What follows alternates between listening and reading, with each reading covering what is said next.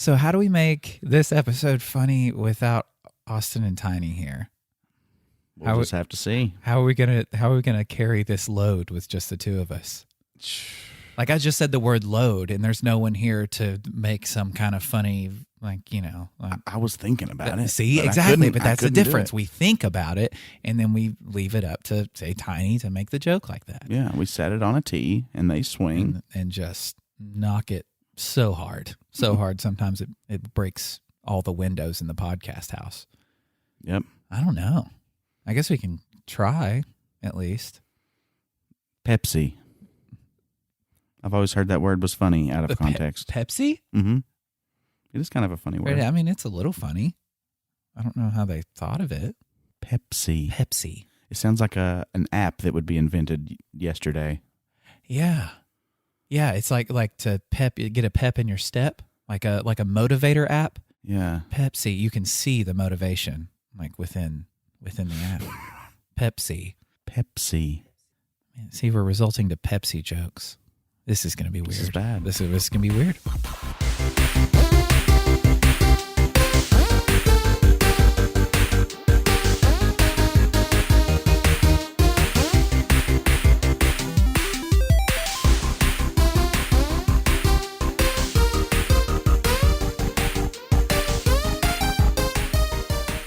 Hey, everybody. I'm Dane Holland. I'm Marcus. I am Electric Man. And we are Nerd Through the Grapevine, the podcast where normally four best friends gather weekly to talk about our favorite parts of past, present, and future nerd culture. But this week, there's just two of us right now. I'm sad. I'm saddened. I'm We're confused. Alone. But we might be able to get some real work done today. We might. With Without just two the brains. nuisance of the Austins. Oh, I know. Ugh. The curse of the Austins. Oh, whatever. Maybe it's better this way. It's not. It's not better this way. But the thing is, like, the reason why they're not here, busy lives. We have a lot of things going on, some multiple jobs, some multiple educations happening, and we can't always do the things we want to do, like podcast. And with you specifically, as of right now, getting your master's, being a teacher, soon to be a father, like you've got a lot going on. And it got me to thinking, like, what kind of things are we as nerds who are busy adults all the time, where do we not compromise when it comes to leaving some nerd thing out of our even like daily like life? Like because like for me, I noticed there are two things that I do no matter what. Like, it doesn't matter how busy I am, I'll find time either on the toilet or, like... I was going to say on the toilet. The toilet's where a lot of this stuff takes place. But for me, it's watching the Game Grumps, because they, on YouTube, they're a Let's Play channel where they play video games, two very funny people, Dan Avidan and Aaron Hansen. They make videos, and they release them every day. And it's of them playing video games. And most of the time, I enjoy watching them play video games and having a good time and being funny than I would playing a game myself. So it's like kind of killing two birds with one stone. Yeah. And they're usually around like 30 minutes or so a piece. So that's something that I can set aside every day, 30 to 40 minutes to watch these two like grown adult men be idiots playing a video game, which is something I would be doing if I had the time to do it myself also. But they're just better at it because they're, professional entertainers. Video game players. Yeah, exactly. And I think also messing around with like my magic cards, like whether it's like getting some of them in order or making a deck or tweaking a deck or something. And I can do all that on my phone too, like because I've got like digital logs of my decks within this website called Moxfield. So I can just go in there. Of course you do. Yeah, it makes it so much easier. But I can do all that from the toilet. I can watch them play video games on the toilet, and I can also mess around with my magic decks on the toilet. And then when I leave the toilet and I got to go do all the things I don't want to do. And I think those are the main two things that I don't feel like budging on. Yeah. I need to. Well, definitely taking a dump. I mean, that's sacred time, and that's the thinking chair. Yeah. Oh, yeah. It's some of the most... Like, it's some of the best solitude one human can have. Yes. Even in your own home, sometimes you need privacy. Oh, yeah. And the toilet is the best place to get it. Yeah. especially when, the fumes are really heating up. unapproachable. Yeah, nobody wants to get close. But also I've noticed in my new career, you're constantly doing something, you're constantly busy, you're constantly thinking about something, trying to chip away at something that has a deadline. But when I'm eating, when I'm like having lunch, I'm pulling up my phone and I'm flipping through YouTube and I'm going to find something that I want to watch, and whatever it is. I mean, it could just whatever strikes your fancy at that moment, as you're scrolling.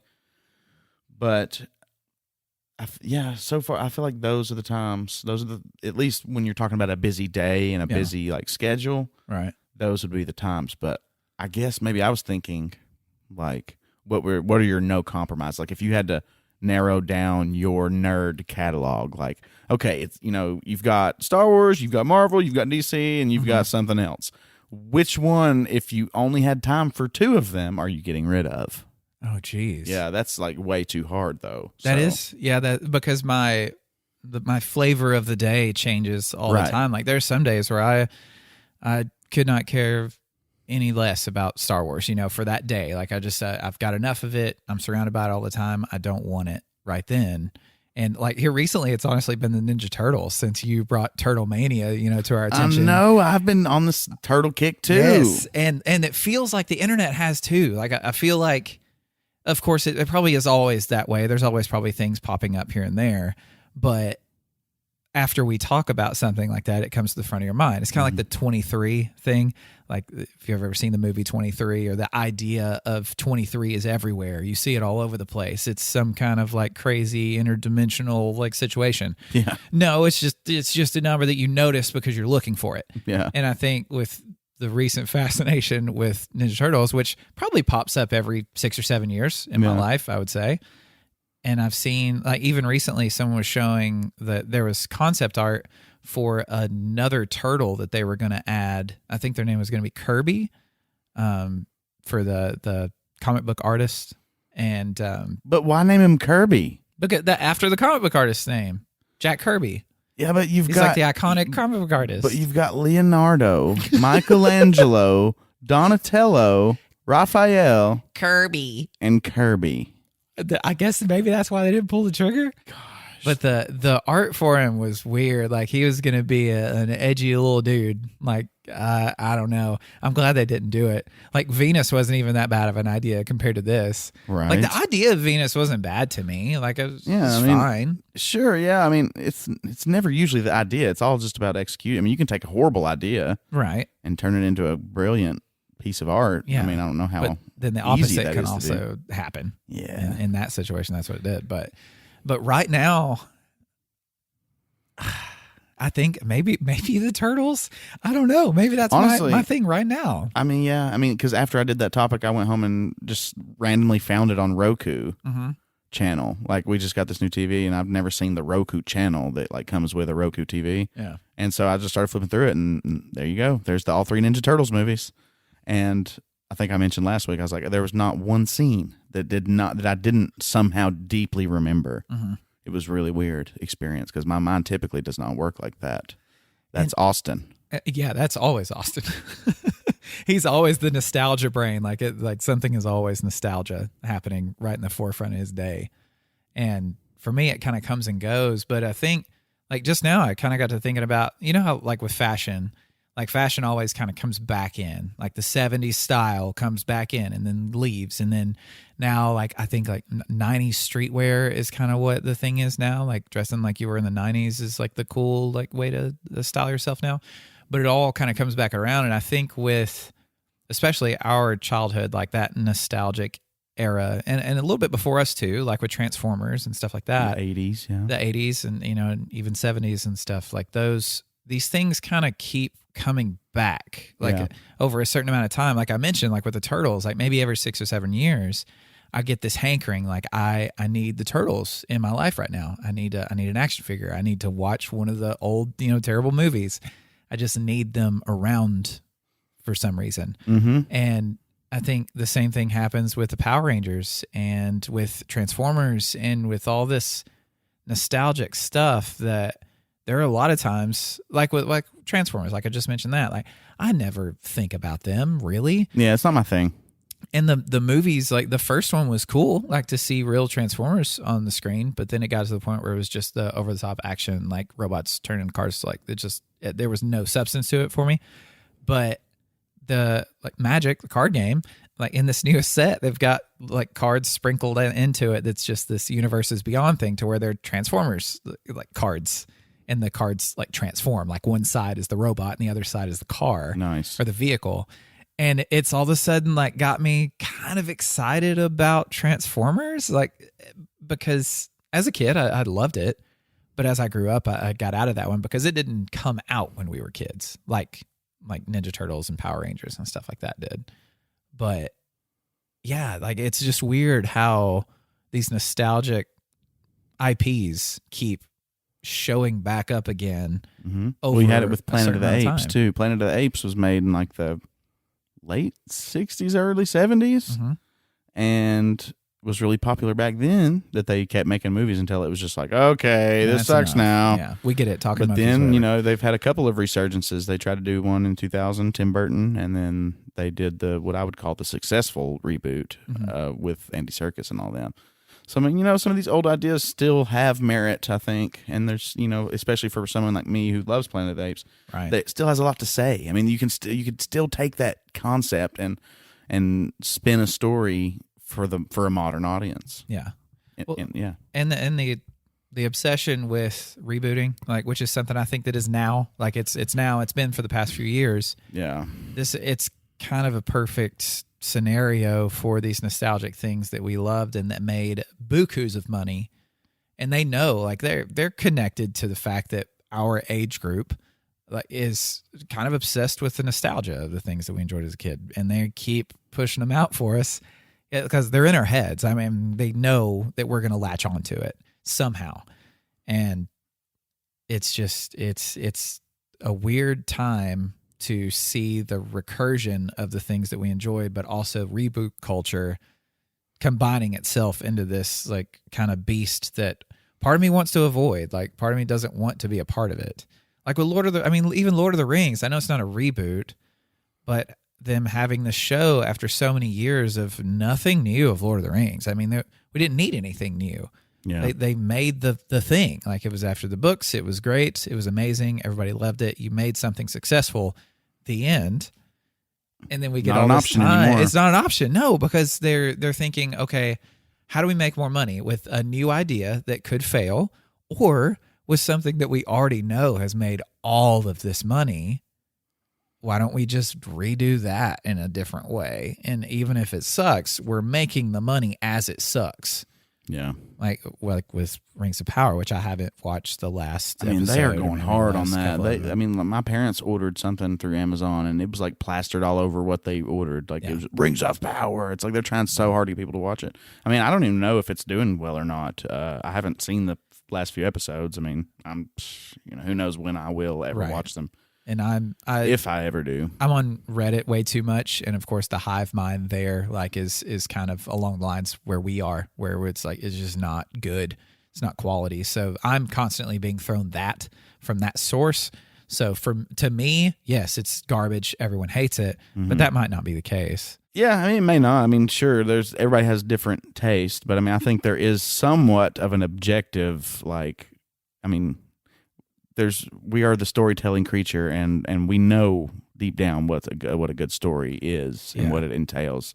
There is a certain amount of formula involved, right? But the ones that really stick with you are the ones that take the formula and somehow, introduce it in a new and fresh way, right? Like tropes. Yeah, right? Yeah, exactly. Just like tropes. Just use the tropes, but just be aware that you're using them and somehow subvert it. Yeah. Make it work. Like just make it work instead of just throwing an IP in the face of the people. Like, we know you like this thing. Here it is. There's no substance, no tropes that work with it, but we're just going to make it happen anyway. Right. And I don't mean by subvert it, I do not mean, oh, well, of course everybody thought Jon was going to be the one to kill the Night King, so we made Arya do it.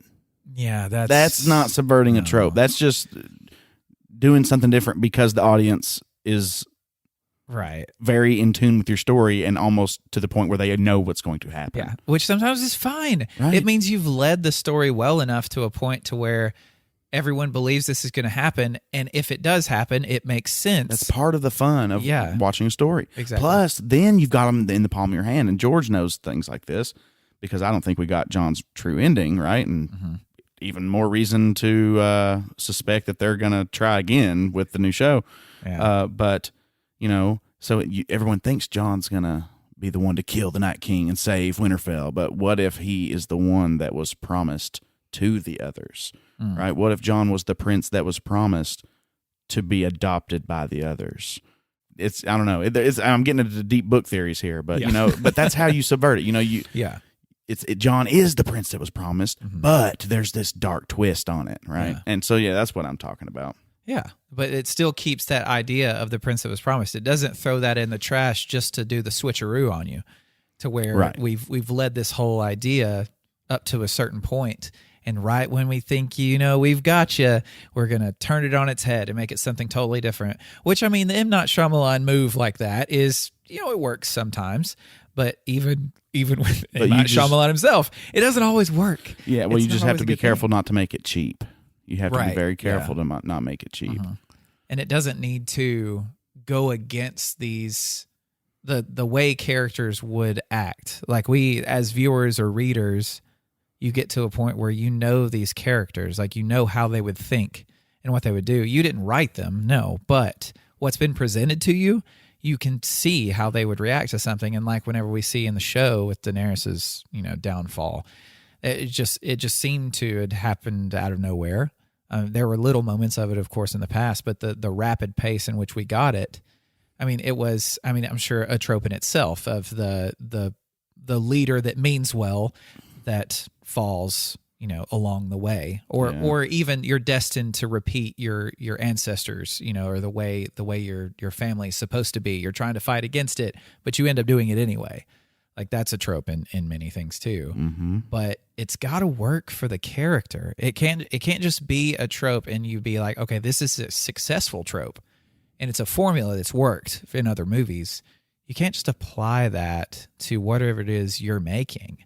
I think with Rings of Power, that kind of stuff is happening all over the place. Like the Wonder Woman aspect, like you've mentioned, of Galadriel, like she doesn't need to be that character. Like that character is an awesome style of character. Like, and I think many movies need that type of character, but that trope like doesn't fit here. Yeah. And they're trying to wedge it in there. Yeah. To change a character, to get more people to like the character. Yeah. I guess. Yeah. Cause nobody's opposed to female elf warriors. No, it's awesome. At least the way Rings of Power has done it. Cause I'm not even opposed to maybe Galadriel could be some sort of Amazonian warrior princess, because there is quotes of Tolkien specifically saying things like this, but he was notorious there towards the end to just change things. He constantly was trying to refine his legendarium, and so there's a couple of different published accounts of him talking about Galadriel in different ways, and so I think they've kind of latched onto that Amazonian warrior type approach to it. But that was literally just from one thing that Tolkien wrote a long time ago and probably changed ever since. And it's just hard to, I don't know, even if you grant them the whole warrior princess thing, I just don't think they've executed her character well. Right. And so that would go a long way to making me believe it if her character was in any way compelling. Yeah, which not one character besides, I think Durin is the one. Yeah, Durin and his family, like his wife, like they are the compelling characters. And I'll admit, I have a little bit of curiosity to, I don't even know his name, but Sir Lenny Henry is the one that plays him. He's the Hobbit, the old man Hobbit, the one that has the star charts. Yeah. He's kind of an interesting archetype of a character. Right. Like I like this wise old occult hobbit who's looking to the stars to predict, he's almost like the medicine man. Right. So I kind of I love that, but it's again just not executed all that well. You love the idea, but not the execution. Right. Like that's where a lot of the show is. Mm-hmm. I think back to Galadriel, I think that a big issue, like you mentioned, there's something awesome about elven warrior women. Like that's so cool. Yes. Because the graceful, and this is all elves, not just female elves. They should have this level of grace and agility, Right. you know, like Yeah. finesse. Mm-hmm. I don't know. And so you could make it work like that. I just don't think she has to act so like ball her fist up when she's 5 and try to punch another elf in the face right after she says, "We knew no evil. All we knew was joy." And the next thing you know, she's about to beat up a kid for bullying her. It's like, really? Did you? Because that doesn't seem like elven heaven to me. No. But I think in this situation, like with her, and I'm sure in many that I can't think of off the top of my head, but it's a main character problem to where they're like, okay, we have to shove all these archetypes into the main character because this is the only one that we want you to care about. So we need them to contain all these different archetypes into one thing. So everyone finds something about that character that they like. Instead of having Every man supporting characters that are just as entertaining, like that are sometimes in stories you get these side characters that you're more attached to. Like, and I think this is something like in the Rings of Power that they could have done a better job because, I mean, back to Lord of the Rings, the original trilogy of movies, I didn't give a shit about Frodo the whole time, but Merry, Pippin, and Sam were, to me, so much more interesting than Frodo was, Mm-hmm. and they were on screen plenty. Like, I got a lot of them, and they weren't the main character. And that was a success. Like that was them giving us a lot of these different archetypes, like the two that are like, you know, obsessed with food and finding food and Troublemakers. Yeah, little scamps. Like they were little scamps, and then you have like with Sam being like more of a wise character, like Samwise. That's funny. But and then they didn't make Frodo all of these things. Like, and then make them just other hobbits that were his buddies. Right. They had actual personalities that were different. And I think a lot of times in stories, like some of the failure to me happens is whenever I don't care about the surrounding characters, because then I find myself not caring about the main character either. They want you to like their main character so bad that they just make them this ultra awesome. They're just too good. We like flawed characters. Yes. And that's what I don't understand why they don't get that. Like people like flawed characters. Well, it's relatable. Right. Well, and it's like, what's the movie where As Good as It Gets, I think, where Jack Nicholson's like this OCD, just complete piece of garbage. Like he's a terrible person, but we can't help but love him. You know, that's when you know you've got something good, I think. When you've got like a good character. And what do I know? I'm not no writer. I'm just an armchair critic. Right. But you know what you like. You know what you like to consume. And I think you can represent like a good portion of consumers, like when it comes to a lot of this stuff, especially someone with Tolkien's works. Yeah. And with Galadriel, if we can keep harping on her. Yeah. You know, because in the movies, she says like, when she denies the ring, she said, "I finally passed that test," because she wanted a kingdom in Middle Earth. She wanted to go to Middle Earth and rule. You know, she's of the line of Feanor, or these ambitious, like, kind of elves. Play up on that dark part of her. Play up on that dark side of her, because she never knew. Like, she kind of dreamed of having her own realm to rule. And so I feel like you could pick up on those dark aspects of her that the movie kind of introduced and turn her into an interesting character that way. Like she's always got this kind of light side, dark side dichotomy going on. But instead they've went with the hothead as opposed to a darker side. Because to me, the hothead thing to me it's not a very interesting thing for a main character to me. I think the hothead is a better supporting character trait. Yeah. To me, for whatever reason, because like when I'm thinking, I don't think you've watched The Bad Batch yet in Star Wars, but there's it's a team of clone misfits, and there's one of them specifically that his archetype, like his character, is the big beefy meathead with kind of a heart of gold that you come to find out, and it works because there's only one like guy that's that way, but he's not in the center of the frame at all times. Yeah. Because it gets old. Like it gets tiring. It gets like, well, we know how you're going to respond to this situation. And it's getting that way with Galadriel, like to where every single situation is like be hard-headed and run into it with your fists blazing. And throw 4 armed Numenorian guards into a cage. Yeah, in one off move. Screen. That was strange. That was really strange. But it's making these character traits and shoving them into a main character.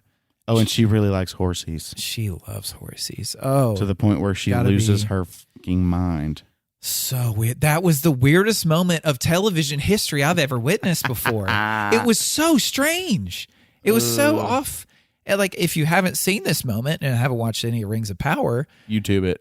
please YouTube. All you got to do is look up Rings of Power horse, and it's probably going to show up, or Galadriel horse. Like, it's so weird. But again, that was this weird thing. Like, they're like, okay, well, here's a character trait she could have. She could love riding horses.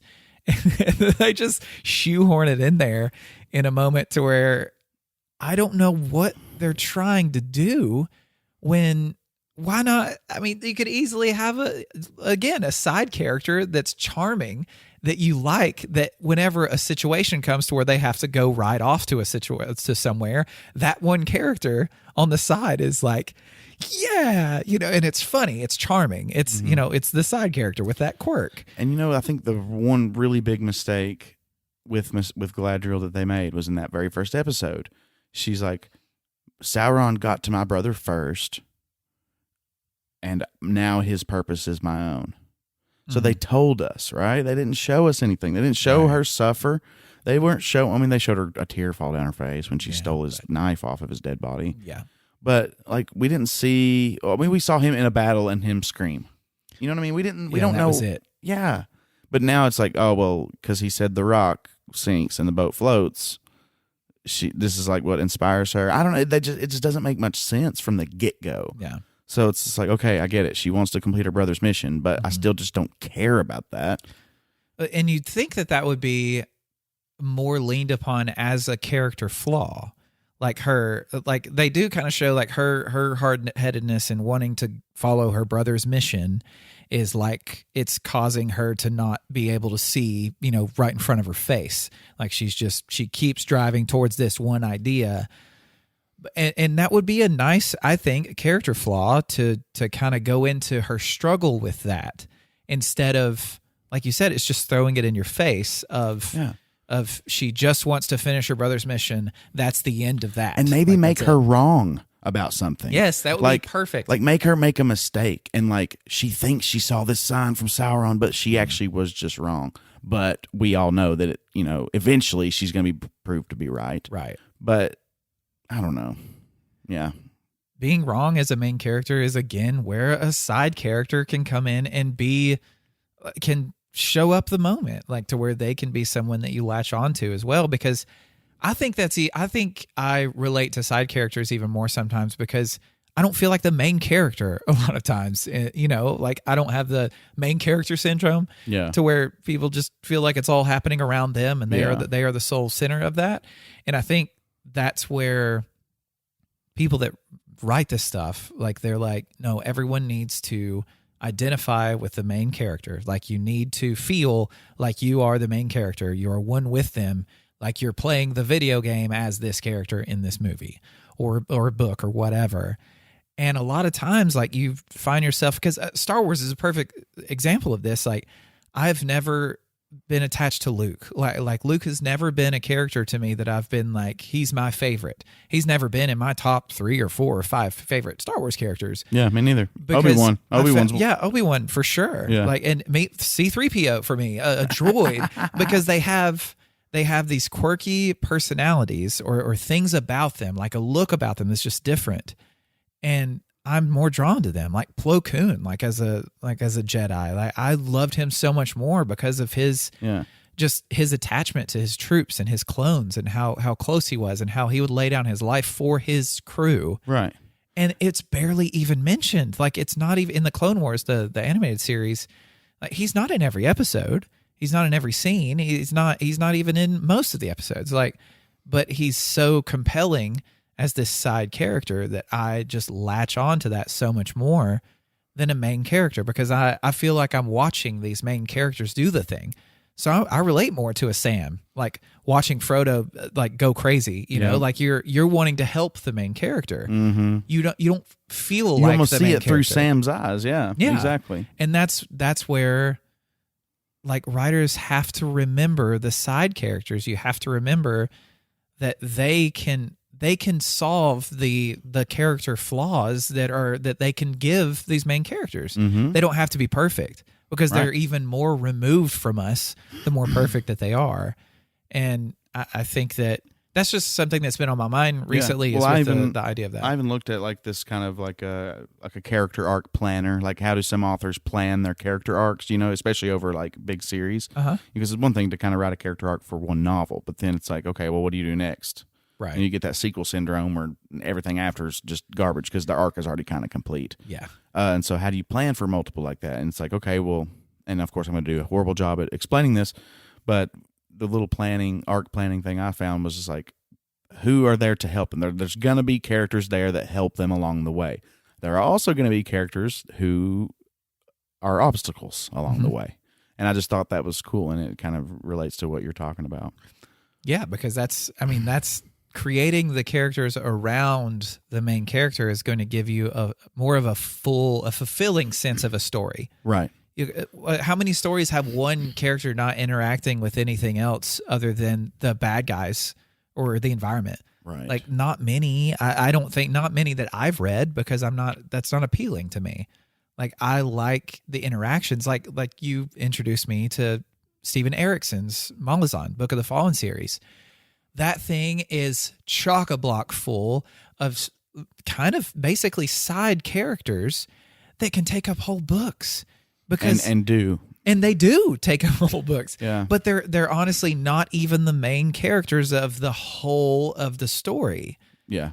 But they're so interesting and compelling, and the relationships they form with other characters, they become main characters to you. Even though... And they steal the show sometimes. They're not... Yes, and I love that. I love when a side character steals the show. And that also like lets me know that the main character isn't like so focused on by the author that they forget about the rest.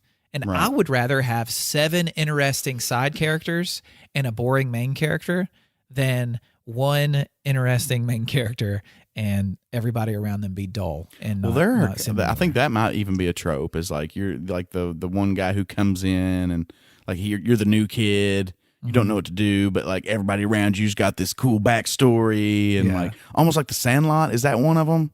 I feel like that's kind of a movie that is ringing a bell for this kind of trope. It probably would be. I mean, in my head, the classic. I mean, it's like the classic, the gray character. Like, the main character is such an empty vessel. They don't have much to them at all, because that's where they think they're going to get you to relate more to them. Like, they're described so like vaguely that it's like, oh, maybe I look like them. Yeah. Like Twilight is a good example of Belle. Is it Belle or Bella? I don't remember. I think it's Belle. I don't know, but one of those names.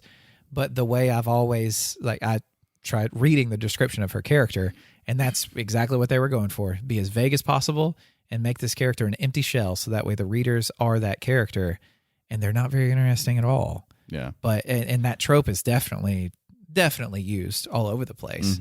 But I don't know. I'm not as drawn to that. Yeah. I don't think I need flaws. Yeah. I need characters to fall apart.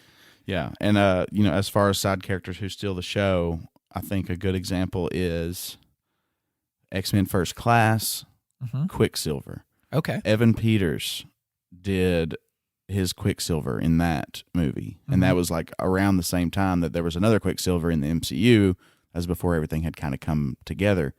But I think he actually was in 2. He was in X-Men First Class. And honestly, I think I might be wrong on this. I don't think he was in First Class. He was in Days of Future Past, and then another one as Quicksilver. And it was just the coolest part of the movie. He starts running around, like doing his slow-mo, like, because he's a speedster, and they're playing Time in a Bottle, like this classic song. I don't know. You just have to see it. Yeah. But he's definitely comes to mind when side characters just completely steal the show. Oh, yeah. Well, I mean, X-Men is great for that, because, I mean, even from First Class and Days of Future Past and all that, I mean, Xavier is kind of the main character that you're following. And it's always interesting, students or whatever, future students and other mutants around him that you start to like, because he, as the main character, is also enjoying these other people. Like, he's seeing their abilities and finding them interesting. and seeing them as subjects to where he really wants to improve them and see where they go. And so in that aspect, it's a successfully done main character, because the main character is experiencing what we're experiencing. We're seeing these awesome mutants do this cool stuff, and we want to see where they're going to go from there. Mm-hmm. And Xavier's wanting the same thing.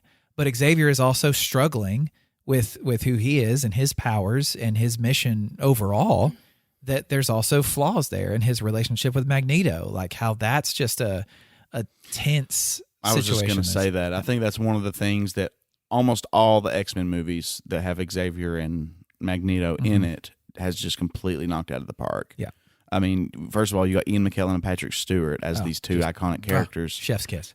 And they set up the backstories perfectly, and just their gravitas when they, hello, Charles. And it's just like they're friends, but they're enemies. Yes. And they just really did that well, I feel like, in all the iterations. So with Patrick Stewart and Ian McKellen, and with James McAvoy and Fassbender as awesome Magneto, dude. I don't know how they just nailed that casting so well. Because Fassbender's amazing. Yeah, he is. It's true. And McAvoy. Oh, yeah, he's great too. I've loved him ever since I saw Wanted. Yeah. Oh, yeah. Yeah, Wanted was a cool movie, it was honestly. A cool movie. Was it a good movie? Nah. But it was cool. It was cool. I've saw it several times.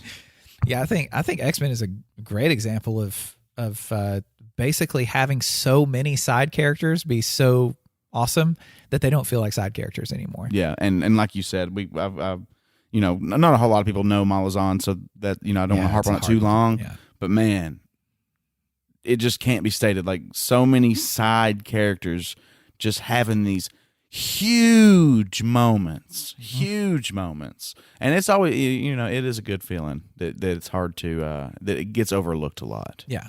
And something he does successfully that can be, like, for those that haven't read Malazan, which is most people that listen to this, like, maybe there's another like form of media that they consume that to where it does this successfully too. I bet there's a lot of animes that do it as well.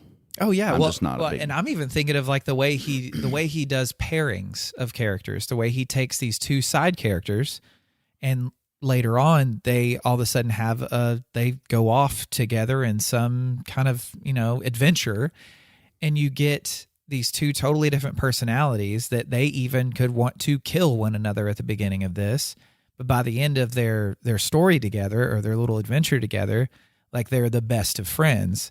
And it's this constant push and pull between these two personalities going off to where there is no main of the two. There is no main character when it comes to these two characters, or even like a little squad, a little team. Yep. Like, you don't have a sense of someone taking the spotlight away from the other, because they wouldn't be what they are without the other person. Like, it's both characters making their relationship as the main character at that point. Yeah, and I know we're very scatterbrained tonight without our other two co-hosts, but it makes me think of The Dark Knight, and like Heath Ledger's little monologue at the end when he's hanging upside down, and he's like, "You're nothing without me, and I'm nothing without you. Like, we belong together. How can you not see this?" Yep. And it's just such a beautiful moment, because there's that meta aspect of it too, because we all know that, of course, these two are iconic and they are made for each other, like in the truest, most literal sense. But it was just really cool to have that make that much sense in that movie too. Like, that was just a really cool moment too. Yeah. When a relationship is the main character, that's, I think, a lot more interesting, because I think you're more invested of what's happening, like the surrounding, the environment, that everything that's happening within the story is important and at the forefront whenever it's a relationship that's the main part of it, instead of being one character. That's something I would have really liked to see the new Disney Star Wars trilogy really explore more, because at the end of The Last Jedi, we get this idea that there's this dyad in the Force, and that these two people are connected so intimately, in a sense, and not necessarily sexually, but just intimately in the spiritual sense, right? That it's going to cause all this chaos, and like, I wish they kind of would have joined forces, instead of them kind of backing that out at the end of The Last Jedi, like, oh, never mind, there's always going to be Jedi. Which, and the part that sucks about that is that we do get them joining forces, but it's for such a fraction of screen time. True. Okay. Yeah, it was at the big climax, and so I guess that's right. But I wanted to see a whole movie, right? But that's where, and getting to see Ben Solo. You know, we've only gotten Kylo Ren the whole time, which I thought he was such a cool like bad guy character. Yeah, it was definitely one of the highlights of that awesome. trilogy. But him as Ben Solo, I mean, Adam Driver, just another situation of casting being incredible. Beautiful. Yeah, amazing. But him having these like movements that mimic Han, like the way he moves his shoulders, the way like even like just these little facial things that he does. And plus the way they took his theme and made it. Yes. It was so good. Made it into like a good guy theme. Yeah. Oh, it was so good. And we only got a little glimpse of that. And I think, again, that was a situation to where like, well, we don't want that too much because that's changing a main character in the story. Like, but they could have had shades of it. They could have just played off of each other in that third movie. Yeah. You know, because maybe she decides to join forces with him because maybe she, you know, has this notion that she's going to fight him from within. And then he has this notion that he's going to corrupt her. And both of them are successful. Yeah. You know, and so they grow even closer, but yet that doesn't necessarily mean a good thing. Right. Well, and it was too much of, and I love that sequel trilogy. Like it's my favorite of Star Wars, but one of our rare disagreements. Yeah, exactly. And I like that. I like disagreeing with people about that because there are different reasons for me connecting to the characters. But that relationship, again, like you said, like that would have been an awesome main character that they had glimpses of being the case. Yeah. Because whenever they do have these fights, like through the Force, like in opposite parts of the universe, like they're nowhere near one another. Yeah. And they're slashing things in the room apart, like because that's how connected in the Force they are. Like that connection, that relationship, like was so powerful, both physically in the movie and for us as viewers, that why not grab onto that and be like, this is the meat. I wish they would have ran with that. This is the meat, but it had to be the light side wins. It had to be, no, she's a Jedi. The Jedi win. The Jedi beat the Sith. That's how this story goes. Exactly. And of course, there's always going to be Jedi. That's a multi-million-dollar word. Right. Like, yeah, having the last Jedi, like this. Yeah, right. Like, well, whatever. Wink, wink. Yeah, that was just something to, better get them now. All going to end. Yeah. Better buy them now. Fire sale. Yeah. But that was a situation that I think is a very valid argument of why people consider Rey to be a weak character, which I disagree with. I think her story is like very impactful, and I think it's relatable and all the stuff she went through. But she didn't have to be the main character. Like, she and Kylo together could have been the main story characters. could have been the main character. I agree 100%. And that's where they just Star Wars doesn't do that. Kind of like they did with Leia and Luke in the first trilogy.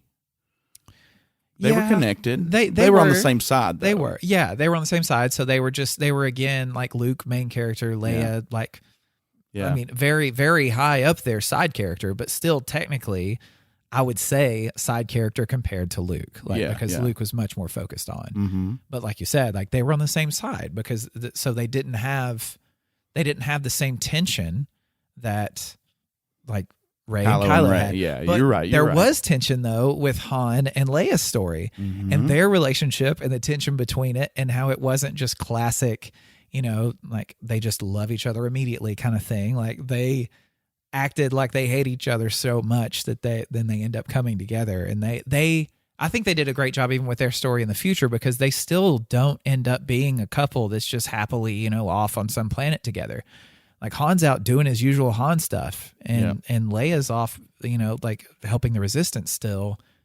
And I think that was a really good job with their characters that I don't think they get talked about enough in the sequel trilogy, like as far as like Han and Leia go, because all the focus is on Rey and Kylo, and they're not focused on as much. But I think that's another success in that story, like and how they handled those characters. But again, it's like I don't know if people see that the same way they see Luke, like giving himself into the Force, like by giving so much power to show up and hold off the entire First Order. But I don't know if people see the way that Han and Leia were handled in the same kind of vein as he was, or what. I just don't hear them talked about, and I don't know why. I mean, I did back during the release of it and stuff. Like, I know a lot of people who don't like the movies kind of felt like they kind of just their characters just reverted back to the way they were before the original trilogy. And I guess some people were upset about that. I mean, I never really stuck out to me on a first viewing, but yeah, I mean, I think Han Solo was fine in that first movie. I kind of wish they hadn't killed him in that way exactly, but whatever. We could talk about that anytime. Right? Yeah, yeah. I mean, we do need to have that the sequel trilogy conversation. Yeah, because I immediately have a rebuttal to that. Like, 'cause but like you said, that's a whole nother day, and we've already gone way off the rails in what we've been talking about. But I don't know. I think we've kind of kept it within for at least a while now. This whole idea of what is the main character? Yeah, and what are side characters that step up and have their moments? Yes, and where is the importance? And the importance, I think, in all of this is the interactions. Like, it's not the one being. It's the interactions that the characters have with one another is where I think you can find the most success, as opposed to trying to figure out, like, okay, how do we make this character interesting to everyone? You can't. Yeah. You can't do that. Yeah. Like, it's impossible to do that. But if you have enough personality surrounding them, like, you can introduce something from someone somewhere that someone is going to latch onto. And if you're not focusing on that, like with Rings of Power, I don't care about most of these character stories. I don't. There's not enough substance. And even if they do try to make something impactful for them, they do it out of nowhere with like no lead up to it. Like with the son of one of the more interesting characters, I feel like the one of the guards in Numenor. Is it Numenor? Yeah, Elendil. Yeah, like and Isildur. Yeah, Isildur. He's just an annoying kid that, like, he just makes these, I don't know, his motivations seem like so skewed. And what does he want? Does he want to be a part of the Marine thing or what? But it just, none of it works. None of it works because, first of all, if you're familiar with Tolkien's works, none of it just works because Numenor should have been the absolute height of humanity. I mean, we're talking about as close to elven angels as you get. And men are supposed to be much different. Like, I mean, these men would be 8 foot tall. Like, these would be the men of old, right? The old heroes of renown. And so it's just the way they've even portrayed it just doesn't work. Like, yeah, Isildur may have been an immature child, but in Middle Earth, that means something different than it does in Earth. Right. And so I just feel like they haven't captured that. I don't feel like they've captured Middle Earth and Numenor. Like, sure, the sets look great, the CGI looks great, but Isildur, the one who, spoiler, if you've seen the Peter Jackson movies, Isildur's the one to cut the ring from Sauron's hand. You know what I mean? Like, his young, mature boy phase should look a lot different than, like, a Hobbit's. I don't know, as if that makes any sense. Yeah. No, I agree, and I just don't. I'm not drawn to his character at all. No. And I should be. He's an epic. That's an epic thing that a character does eventually. Yeah. Like, you want to already have a connection. His sword is the one that is reforged in the Peter Jackson trilogy. Oh, the Aragorn, his great grandson, takes up, because Isildur is the last king of men. There's this level of importance, that they just don't seem to care much about. Yeah. They're just trying to make a flashy popcorn flick. Right. Well, that's something like in the story, like Isildur by no means is a main character of Lord of the Rings at all. No. Like, he's a side character that does something of great importance. It's so impactful. And makes one of the worst mistakes ever by not destroying the ring when he had an opportunity. And that is something that I feel like if you're making a prequel show showing, like, give this side character some substance to where don't just make him a spoiled kid. He is. Yeah, he's just an immature kid. I don't want to do it, Dad. Just trying to get whatever he wants. I don't want to be a sailor like you, Dad. Yeah. But then he does, because he wants to go off and be a warrior. I don't know, man. Like, how do you?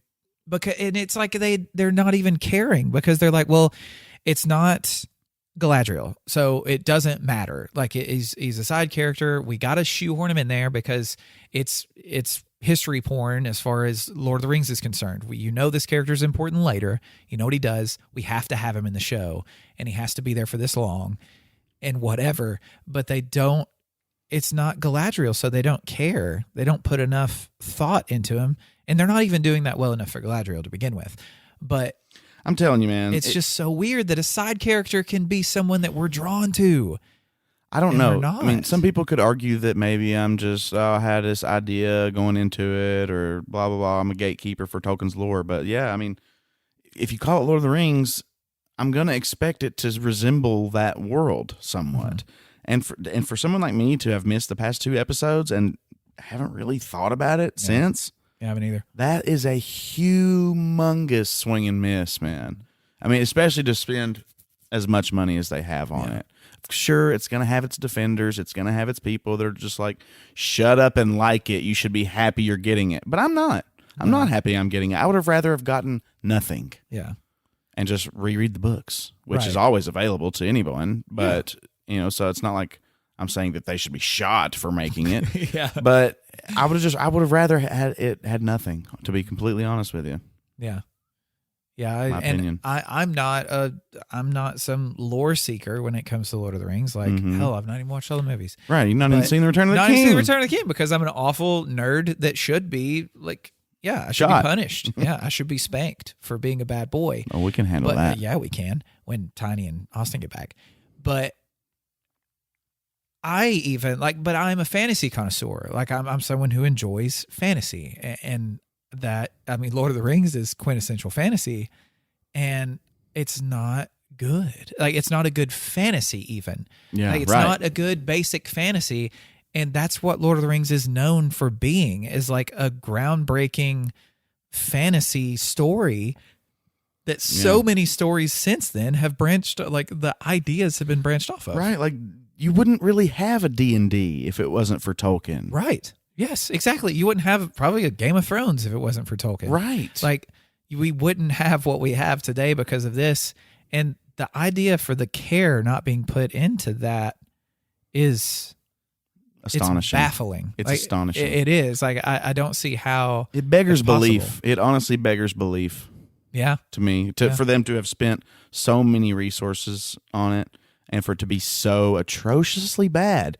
I don't know. I am a hater when it comes to things, but man, it's bad. But the reason why we're going to keep talking about how bad it is. We didn't plan on talking. No, we didn't. Yeah, we never didn't plan on talking. We about never this said tonight. the words Lord of the Rings before we sat down in front of the mic. Honestly, we've probably not done anything we talked about. We were going to do over the mic. I don't care. Me either. Like, I'm enjoying the conversation, but we're going to keep talking about it because of what it should and could have been since they decided to do it.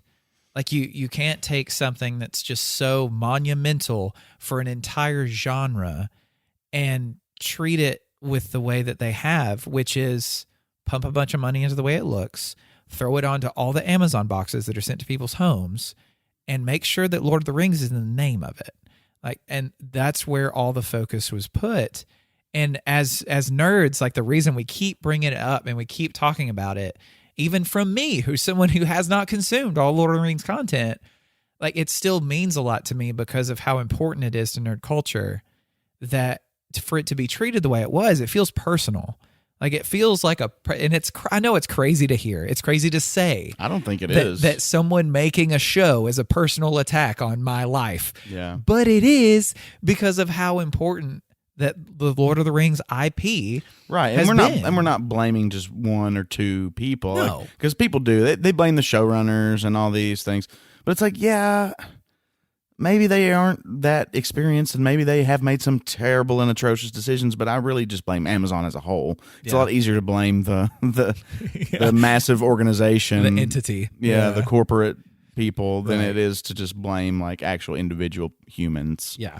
And same with Disney, with Disney. I like to trash Disney too. Yeah. Yeah, it is what it is. That doesn't mean I'm not going to watch some of their stuff.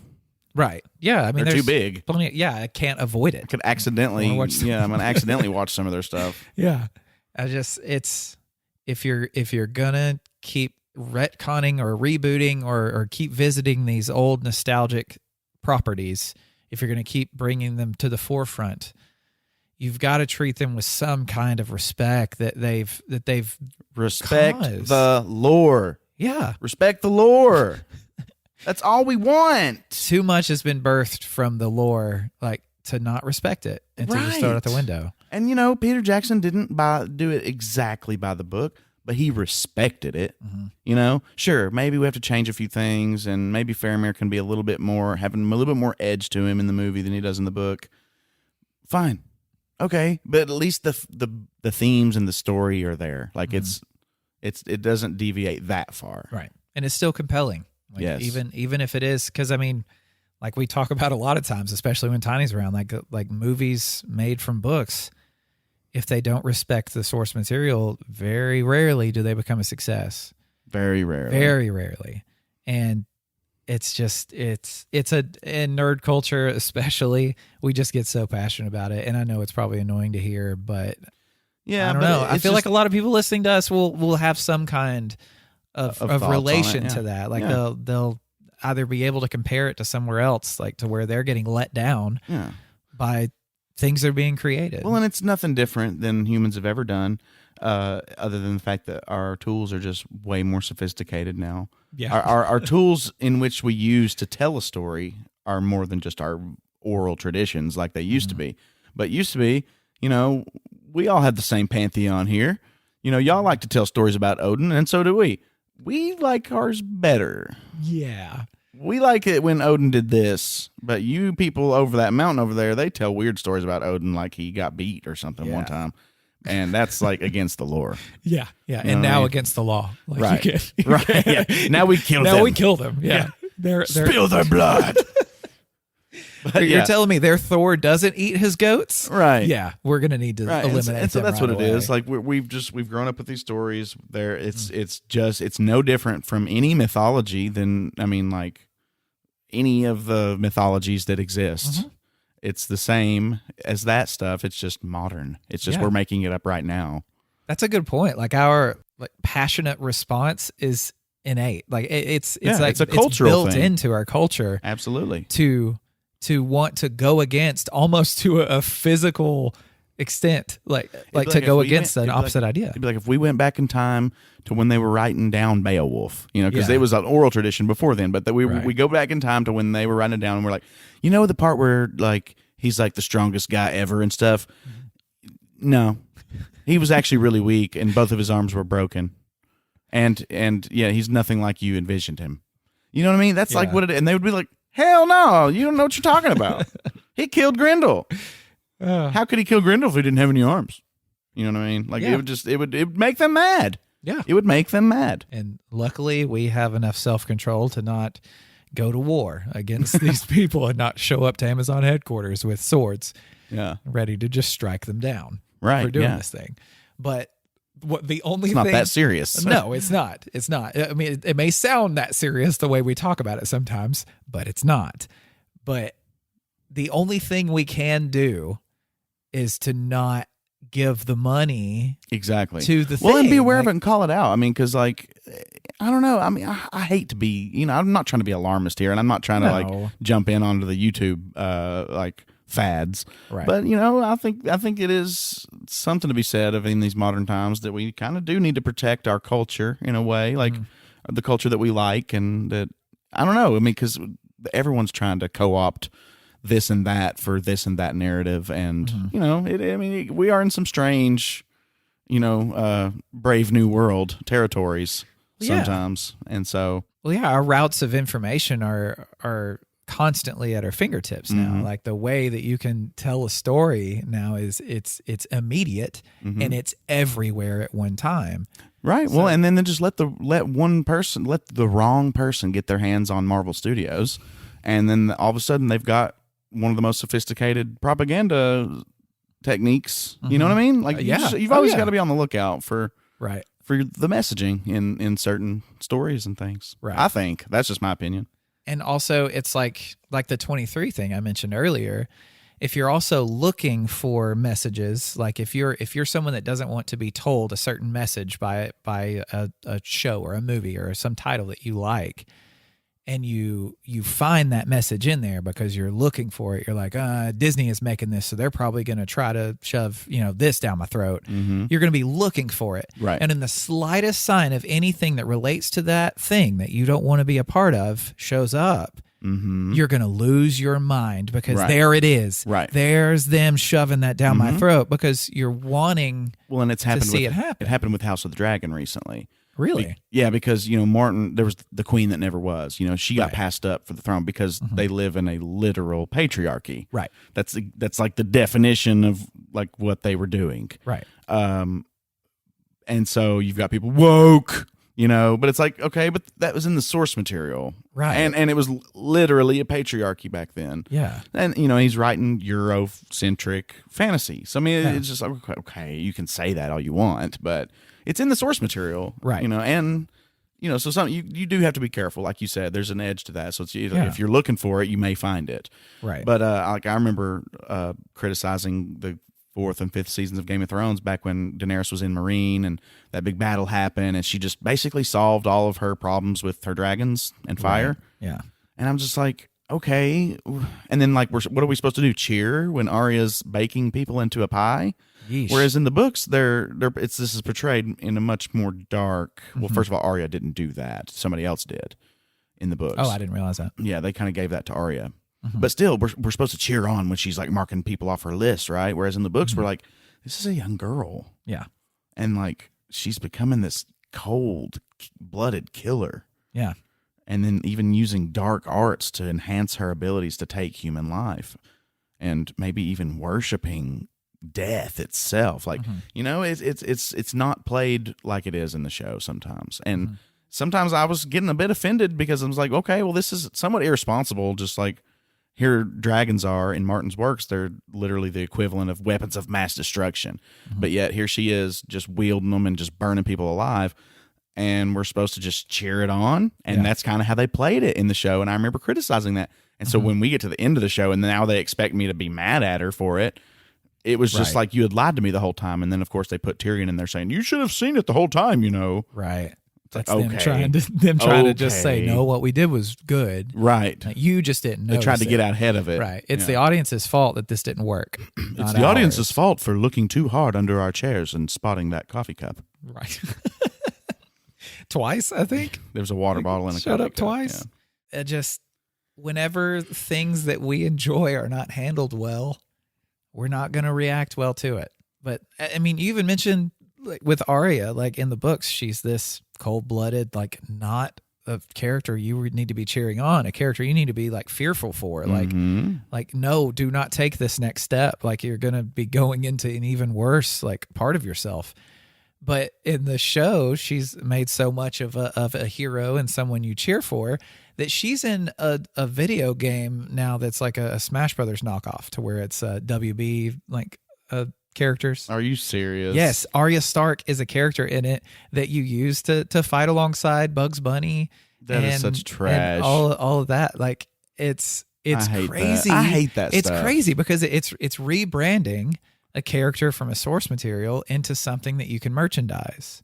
Yeah. And that's the thing. Like if she would have been handled the way she was in the books, from what you've told me, she wouldn't have been as marketable merchandising wise as she was as the way she was shown in the show.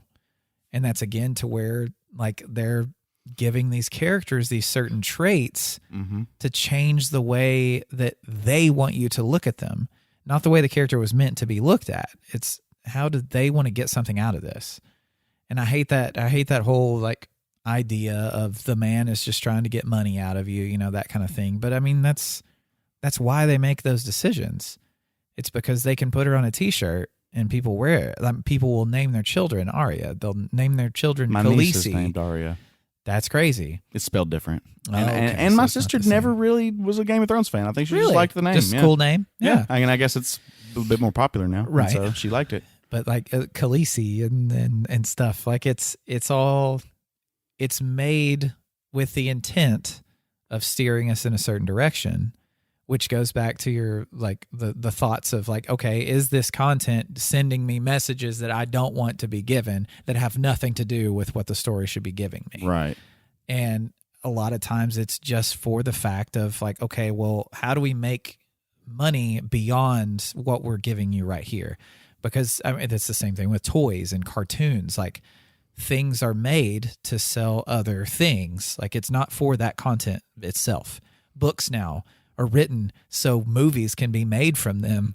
Like, the time of writing just a good story just for the fact of it being a good book has like kind of faded away as much, because why wouldn't you want to write something that could get a movie made of it to where you can actually make real money off of it? Mm-hmm. So now even source material is being created with the intent of reaching some level of merchandising beyond what the actual story is itself. Oh, yeah. And that's when these characters are muddled down. That's where the side characters are kind of starting to be forgotten and stuff, to where it's just, how do I make this main character so important?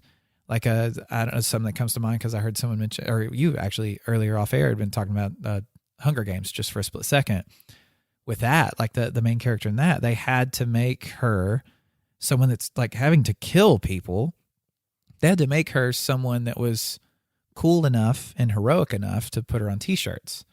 And yet that story itself, like, is so, I mean, of course it's the story of how like society and government and things like that are controlling the people. Mm-hmm. But they formulate it in a way to where they're going to be able to sell you other things that have these characters on them.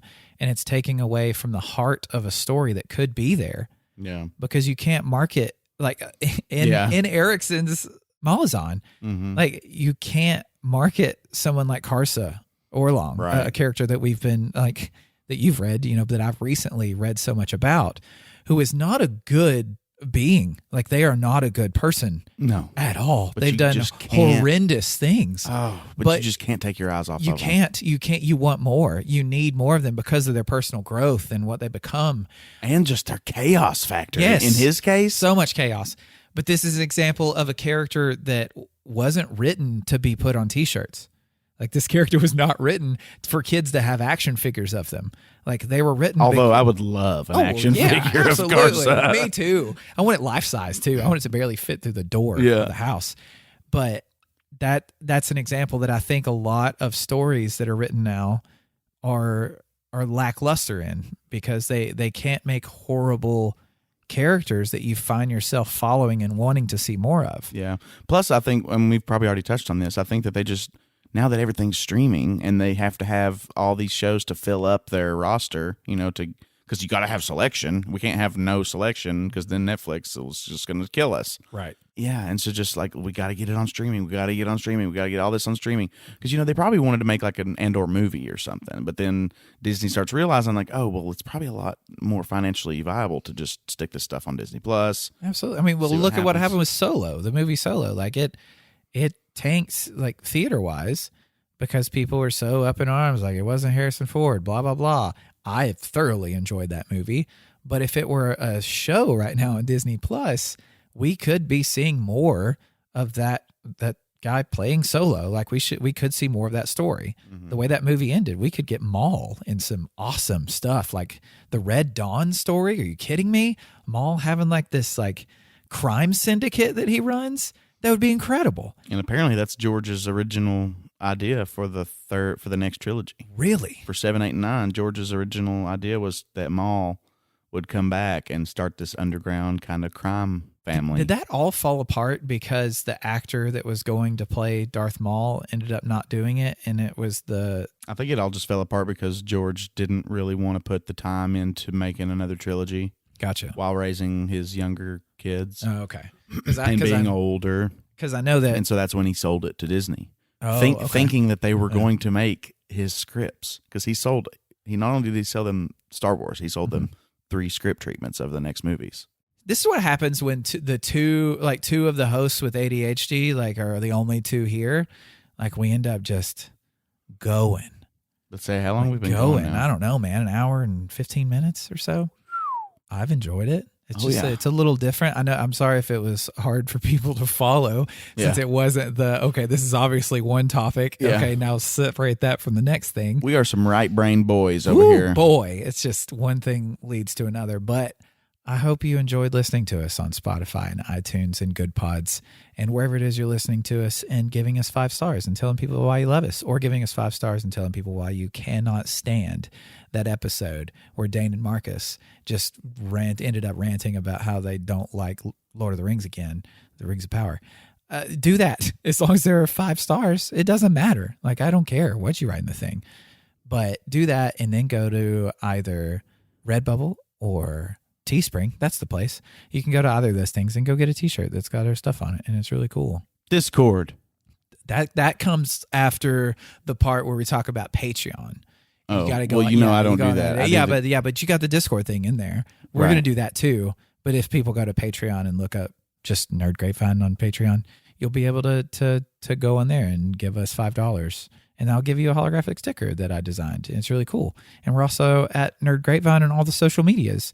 So if you're on social media, whichever one you're using, type at Nerd Grapevine. You can follow us on there, and sometimes we type funny things. Discord. Oh, Discord. Yeah, that's a good one. Sorry, I just know that Austin never gets what he wants out of Tiny when it comes to that, and so I just had to. I had to. Gonna give him what he wanted. So yeah, find us on here. Discord, also YouTube as well. All of our episodes are on YouTube now. Huh? Yeah. Strangely enough, I guess you never get to get asked this. Oh, so, yeah. Marcus, It was Life Gives You Grapes. When life gives you grapes, what do you do? I question my reality, and then I just look to my friends and I say, what do you do when life gives you grapes? Oh, no, you can't turn it. You can't do that. It's a paradox. You can't tell. It's a paradox. Because you turn it around on me, and that's when it's like. No, then it I can have just to be ask left. you. It can be a lingering question. No, but it's.